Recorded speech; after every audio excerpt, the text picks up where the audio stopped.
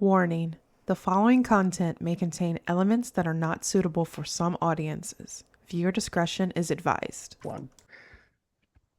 Another journey, and today's journey is the emotional chainbreaker, Ada Lloyd, who transforms lives by helping individuals heal deep-rooted emotional pain from childhood trauma.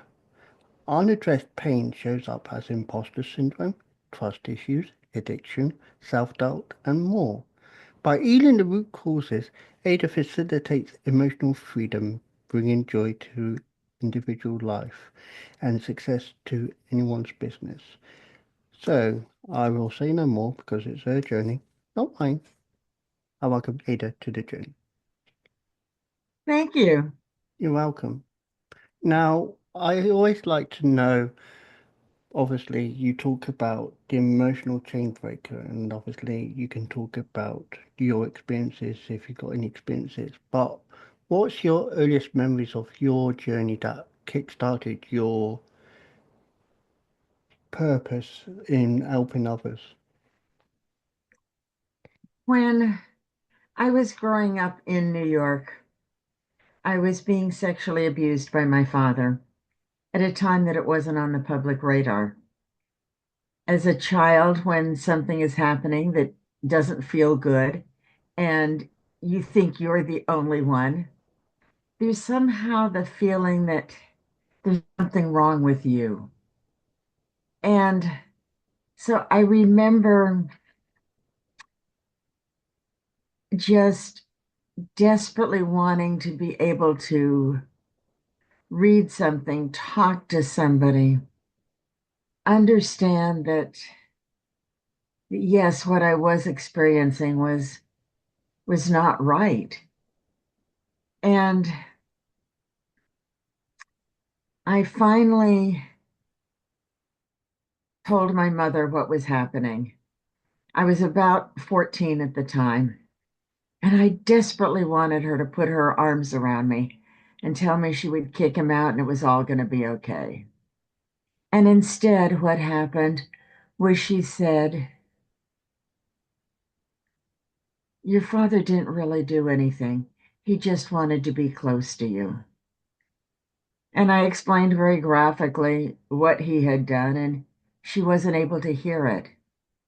So my determination of how I was going to deal with that was to simply find a socially acceptable way to run away. And I was fortunate, I was ahead in school. And so I had tried a couple of other things to get out of the house, but they hadn't worked. So I figured out how to get myself on a college campus 2,500 miles from home 1 month after my 16th birthday. And so those are some of my early memories of things that were happening and how I chose to deal with it. Yeah, and um, I know it's different for everyone, and I know from my own personal self, being sexually assaulted and trying to tell people it's difficult because, again, like you said, it was where you wanted someone who you could trust and lean on. They weren't accepting it. They didn't want to accept it. It's like I know from my own personal self of how things happen in my life. I try to tell people, but I told people after the event. I told people 2 years after the event, and even then, I had people doubting. One of the legacies, the unfortunate legacies of being abused as a child, is that it's the betrayal of trust. Yeah. These people that are supposed to protect you, that you theoretically can trust, and they betray that trust. Mm. And part of that legacy going forward is who can I trust? Will they betray me? Trusting the wrong person, being betrayed again. And most destructive of all is your inability to trust yourself, to know who you can trust. Yeah, I get that. I was very fortunate in that a few years after I left home, I received a life-altering epiphany. You are not responsible for your father's choices, but you are responsible for how you allow them to impact your life. Mhm. And that's what started me on a journey to figuring out how to heal. Yeah. And healing is part of the process, but at the same time, like I said, I left home already, so when I got assaulted, and I don't mind talking about it, it's just I went back home to talk to my mum. And my mum, when she found out the truth, she was like upset. But at the same time, when I tried to talk about it originally, when I wanted to talk about it, I couldn't. And then it took anger for me to be angry. And then people were like, "Why are you being angry for? What's wrong?" And then that's when I went out to reach to talk about it. But at the same time, I'm not completely healed from that. I still got the mental scars of it. I'm trying to heal the best way I can, and I believe I am doing the best I can, but it's just you get days where you think, what could have been? Can I change it? And you are right. You can't change what's happened, but at the same time, healing by accepting it's happened and talking about it helps more. You know, one of the really sad things in this whole scenario, David, is whether it's at the time or whether it's 20 years later or 40 years later or whatever, when we try to talk to family, the most common reactions we get are, get over it. It wasn't that big of a deal. Quit being a drama queen. The experience and the way it impacts us are diminished, they are denied. And what that does is that diminishes our value as individuals. Mm-hmm. And one of the things that I am so grateful for is that I was able to find a path to healing, which allows me today to work with people who don't yet know healing is possible. And I see miracles happening. And it makes me so incredibly grateful. I'm glad of that, and I can feel the passion, the love you've got for what you do because it's that difference that you do. And I believe that difference, even though it's emotional for you, is a positive for you because you're making that difference. You know, it's the old thing about taking lemons and making lemonade, type of scenario. Mm, And when I hear somebody tell me that I've got a 12-week program, and in the second week, I recently had a client say, I've done more healing in 2 weeks with you than I did in 20 weeks of therapy. Excuse me, 20 years of therapy. And the difference is that everything that I do with people is focused on feelings because your story is not going to change. Things happened. What we can change is how we feel about those things, mm, how we can release the trauma, how we can let somebody else be responsible for their choices. The most common line we hear in domestic violence, and most victims and perpetrators of domestic violence were abused as children. mm. It's what they know. Yeah, The most common line we hear is if you hadn't done this, I wouldn't have had to do that. Sometimes it's said verbally. When not, it is conveyed non verbally. yeah, You are never, ever responsible for somebody else's choices. yeah. And So you, when you can separate out your choices from somebody else's choices, When I was able to separate my choices from my father's choices and my mother's choices, my world changed It because it lit up per se, would you say? it just, we carry the lies that we were told about who we are, that we carry the guilt, we carry the shame, we carry the fear of judgment, all of those sorts of things. Yeah.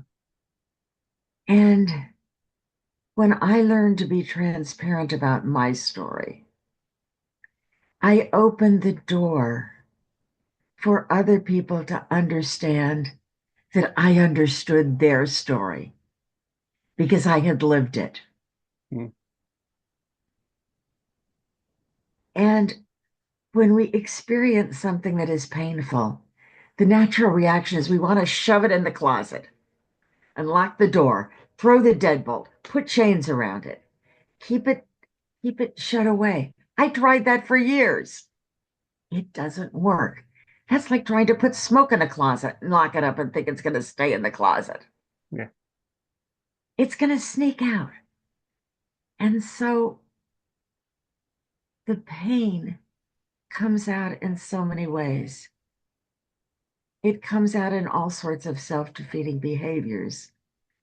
And as society, we tend to want to create or to treat the symptoms, things like addiction, imposter syndrome, guilt, shame, excessive loneliness. I mean, the list is mammoth, anxiety, depression. It's not to say that every person who experiences every one of these or any of these things was abused as a child, but there's a high probability that they were. Mm. And so when we look to treat those things without treating the underlying disease, the treatment is temporary. And if there is a message that I want my story to give you and to every one of your listeners, is that if there are things they are carrying from their past, things that are hurtful, that are painful, that were unfair, where they were abused or traumatized, being exposed to violence can do it, that healing is possible. It's not only possible, it's probable.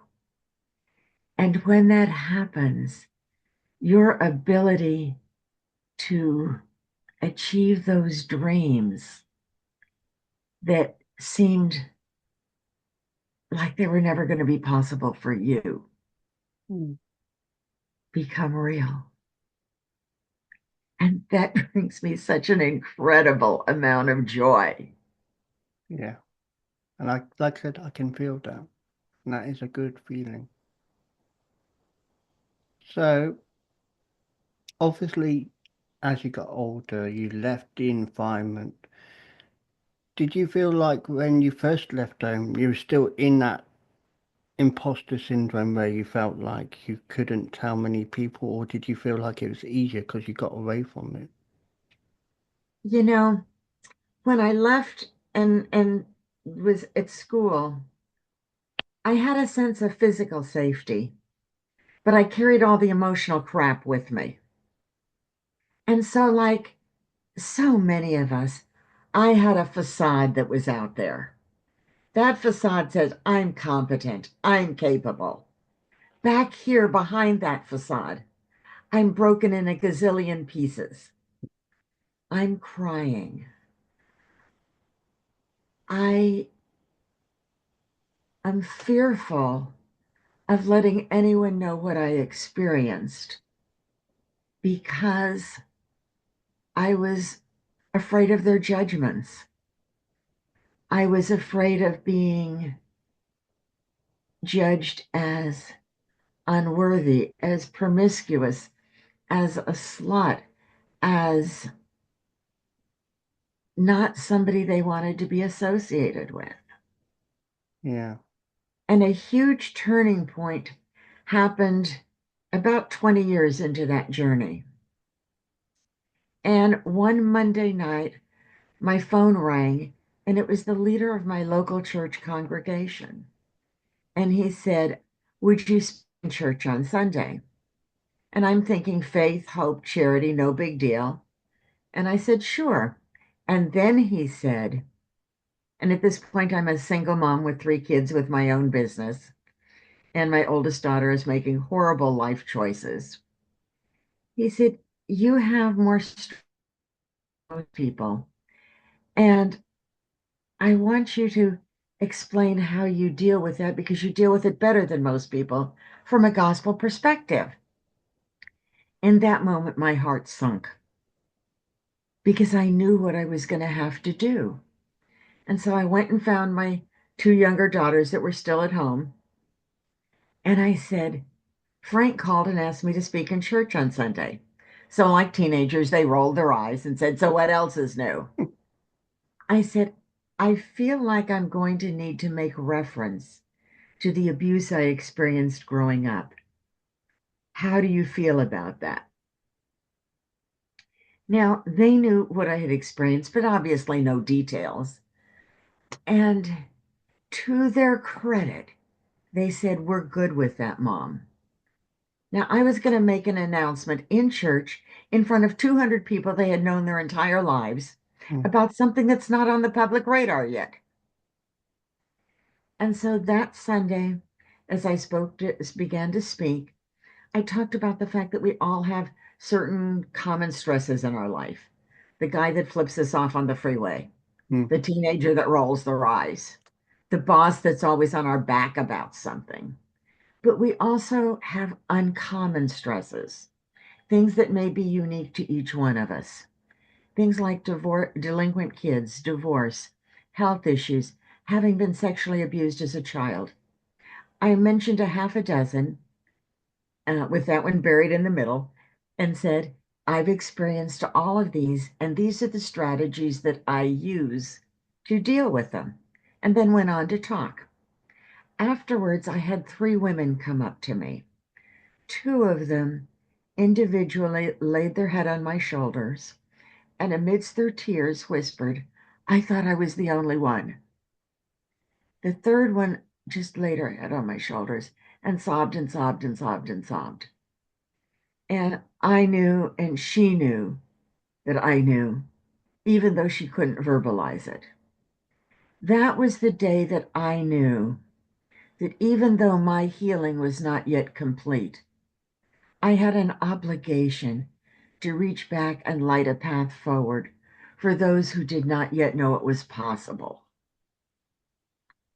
And so at that point, I began working with people that, I connected with one way or another while I was raising my kids and running my business and living life. And then years later, when it came time to shut down my business, I pivoted and gradually began working with people and more focused on those who were abused as children. Because even today, as much as it's on the public radar, people are afraid to talk about it. Yeah. They're afraid to raise their hand and say, "That's me." The facades are still in place. The brokenness and the pain is still hiding.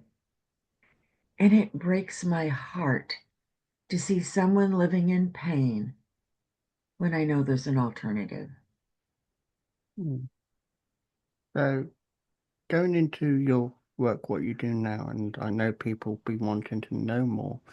Can you tell us about what you do nowadays in helping One people? of the things that I do that is very unique, to the best of my knowledge, there's nobody else who does this, honestly, is we start by identifying all of the different types of things that constitute abuse: physical, emotional, mental, sexual, financial. And the list is a lot longer than people tend to think. So things like emotional abandonment. There's a variety of things that will come up that people don't, they tend to think in terms of physical abuse. and sexual abuse, not so many of these other things. And then we say, okay, everything is for you. You don't ever have to tell me anything. What you're going to do is all about you. And so identify the kinds of abuse you have, and there's worksheets to walk somebody through all of this. What are the kinds of abuse you have experienced, and who have your abusers been? And then we're going to say, okay, we're looking for the 800-pound elephant in the room. That's the person whose abuse continues to impact your life today to the greatest degree. And the enabler whose choices continue to impact your life today to the greatest degree. When you learn how to release the chains that bind you to those two individuals and those experiences, you'll have a tool belt that you can use past, present, or future to deal with all of the other things that you experience in life that are abusive. Yeah. And so once they have done that, the first thing is okay, own your story.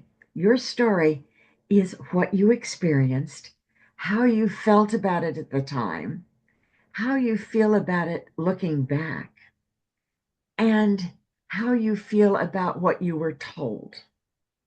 What you were told is not a part of your story, but how you felt about it is a part of your story. Mm. And then we're going to start to look at your abuser stories and your enabler stories. They made choices to abuse you based on what was going on in their lives and what they were struggling with. And so it's like putting together a puzzle. You know that if you put together a puzzle and you're missing a few pieces, you still have a sense of what the puzzle looks like. Mm. So we're putting together a puzzle about what was going on in your abuser's life. That was their story. What was going on in your enabler's life? That was their story. And then we're separating out their stories from your story, coming back, owning your story. And then there's that legacy that is still there. And I'm oversimplifying, but That's there's okay. that legacy that is still there. Those voices that tell you that you're not good enough, that why do you think you succeed when you've always failed, that you're not worth it, why can't you be as good as your brother, whatever. Those voices, and those voices were lies that you were told as a part of your abuse. And so we go through a process to quiet those voices so that they're no longer playing in the back of your head. Mm. With that, you have freedom. We go into the 7 pillars of a happy and successful life to create a roadmap so that you know your unique definition of success. And you've got a roadmap that's going to tell you how you're going to get there with incremental steps and with learning the power of no. Because every time you say yes to somebody else, when you should have said no, you're saying no to yourself. So So it's long, like, long answer to a simple question, but it's as good as I can give you, David. it's okay. And obviously, when you've gone through certain situations, you end up people pleasing a lot because that is your way of, in a sense, coping because you feel like I have to do it. I have to do it because they like it. You know, that sort of scenario. It's like for so many years, I've personally always been the people pleaser because it's the only way I could have coped. Now, I don't have to do it now because I fully understand certain things and I know there's no more fear, as I've been told several times, no more upset, no more, stress, no more anything. I got over that. So I'm able to not people please anymore. But for some, it's not easy to stop people pleasing. You will always people please. The significant said is that because that fear of judgment stays with us so long, the opposite of that is feeling acceptance. So being a people pleaser allows us to feel accepted which gives us safety from fear of judgment. Mm, I get that. And I'm trying to address this in a sensitive way because I know it's sensitive for some others, and I must remember that you are not alone. That's the key word I want to say. Even if you feel like you are alone and you are in that corner, you are definitely not alone. And feeling that somebody understands and has your back is such a huge part of not feeling alone. Because as human beings, we're social animals. Our connection to other people is essential to our mental health. Yeah, You look at one of the great traumas, if you will, that inflicts so many of our teenagers and social media. It's the bullying. It's the feeling that they don't matter, that they're isolated, that they're an outcast. mm, Bullying is a form of abuse. And what's happening on social media with teenagers is horrific. yeah, And it's about them feeling like they don't matter. They don't deserve to be a part of the human race. They don't deserve a place on the planet, in the neighborhood, in the family, whatever. yeah. That's probably the worst lie that somebody can be told. And when we internalize it, it's soul destroying. Mm, And here's the thing is if a child has experienced some sort of abuse, even verbal abuse, what we might call garden variety statements that aren't that big of a deal, but they get internalized and then they get the bullying, what that's doing is that's ratifying in their own mind the fact that they don't matter, that they're worthless.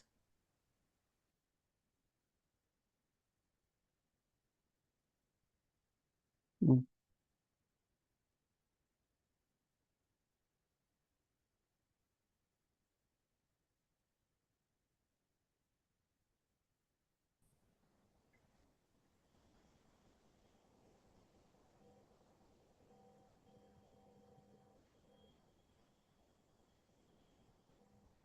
We seem to be having a problem.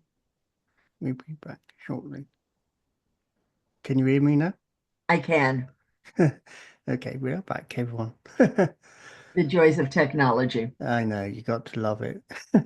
But so to conclude, because I know we scheduled for half an hour and I'm trying to keep to that but I know it can go longer. But obviously people can get in contact with you. Can they get in contact with you? Is there a website, email they can get in contact with you? There, it's very easy to get in contact with me because I'm on Facebook, I'm on LinkedIn, and I have a website. My Facebook is simply Ada, ADA, middle initial G, last name Lloyd, LLOYD. On LinkedIn, it's simply Ada Lloyd. My website is adalloyd.com, ADALLOYD.com. And they can simply email me at adalloyd@gmail.com. Okay. So lots of ways to get a hold of me. And I've got a ebook that is Shattering the Hidden Barriers that talks about some of the behaviors that are common that somebody who was abused as a child struggles with in adulthood. And it's got some strategies on how to deal with those. So it's a very safe and easy way for somebody to begin to explore feelings that they have tried to lock in the closet. And there's an analogy I use that I would like to share with your listeners quickly, if I may. Right. And that is that if you had a really bad headache and you tried Tylenol and everything else you could think of over a few days and nothing touched that headache, and you finally got an appointment with your doctor and he ran some tests and he came back and said, the reason you have this headache is because you have a brain tumor. Would you want him to treat the headache or would you want him to treat the brain tumor? I don't know about you, but I'd want him to treat the brain tumor. Yeah. And we want to treat the symptoms like the headache, the imposter syndrome, the addiction, all of those self-defeating behaviors that keep us from being who we can be. They're like putting a Band-Aid on a broken leg. When you go back and you treat the underlying disease, which is the abuse that we experienced as children, then all of those other great programs out there to treat the symptoms become far more effective and sometimes absolutely unnecessary. Mm. But if there's a plea that I could leave with your listeners, reach out to me. I would love to talk to you. I'd love to give you, some additional tools. We can do that absolutely free. But whether you reach out to me or you reach out to somebody else, what matters is you. Do what you need to break the chains to the past. I'm the chain breaker. That's what I do. But what you do, you have the opportunity, however you do it, to break the chains in your life. Yeah. You are absolutely worth it. I agree This too. is your time. Don't cheat yourself and the people you love and who love you out of being the you that you can be. Amazing. Ada, I'd like to thank you for sharing your journey with us today. I'll make sure all the links are in the description post-edit. But thank you for sharing your journey with us today. David, thank you for the opportunity. It's a pleasure to have had the opportunity to chat with you. You're welcome. The Journey is looking for you. To sponsor The Journey, email wisewords1983@reborn.com. That is wisewords1983@reborn.com.